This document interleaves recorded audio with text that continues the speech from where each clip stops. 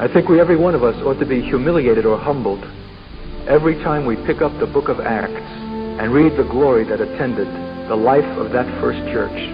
By contrast, the most successful kind of Christianity that we know, the most charismatic, the most to be lauded and applauded, is utterly anemic and does not bear comparison. How is it that these rude men, fishermen and louts who had no advantage of the kind that we have enjoyed, were able to turn cities upside down and shake the earth? Why is it we have not had a corresponding effect in our own generation? The answer, in my opinion, is that in missing the cross, we have missed the power of the resurrection. We have sidestepped the cross as a subject, let alone as experience, because we have no tolerance or sympathy for suffering. The denial of self in any form is suffering, and we have not been encouraged to that.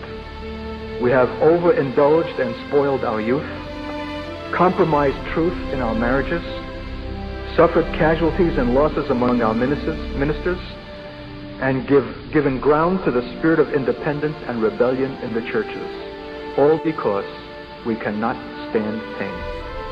We parents who indulge our kids rather than chasten them, are we being loving or self-indulgent?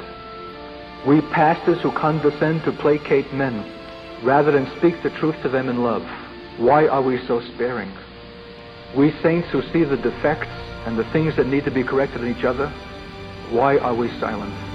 Where are the Pauls of our generation who will confront the Peters, who have compromised the gospel by being one thing with one group and another thing with another? Paul said he would not entertain that situation to go on beyond the moment for the purity of the gospel's sake. I call that love. But you know that kind of love as an act is painful and it's humiliating.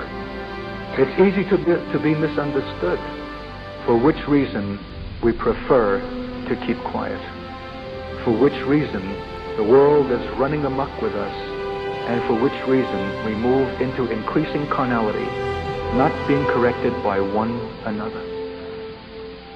The avoidance of pain is a costly avoidance, and the symbol of the cross at the heart of the faith is an invitation to share in his sufferings. In a word, our Christianity is degenerating into a middle-class culture, a sanctifying cover-up for the status quo, a vacuous praise club, an equating of gain as godliness, a comfortable religiosity that leaves our real interest unchallenged and undisturbed in the avoidance of the cross of Christ Jesus. Somehow, am I naive to think that we ought to look different, speak differently, act differently, that there ought to be such a savor and fragrance about us of Christ, that it's a savor of death unto death to some and life unto life to others? The fact that the world can so easily tolerate us, the fact of the almost complete absence of reproach, let alone of persecution, is itself a shameful testimony that we are so like the world that we cannot be distinguished from it. We have lost even the difference, the sense of the difference between that which is sacred and that which is profane. I believe that God could lay at the door of the church the full responsibility for the present condition of the world. And the things over which we cluck our tongues and point our fingers and look disdainfully down our noses about are the things which can be attributed to us, for we have not established in the earth a standard and an alternative to which a dying world might have turned. They simply did not know that there's such a thing as that which is holy and that which is sacred. For we ourselves are wallowing in the things that are earthly, common, unclean, and profane.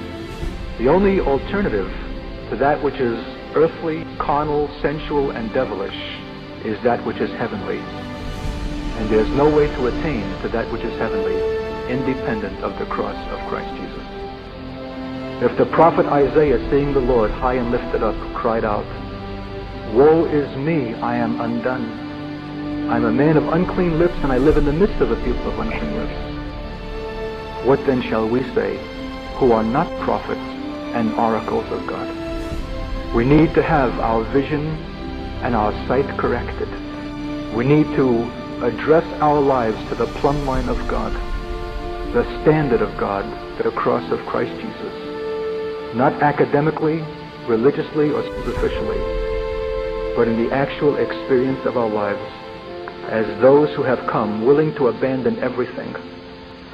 Paul said, I'm determined to know nothing but Christ and Him crucified. We need desperately and urgently to know Him exactly as He is.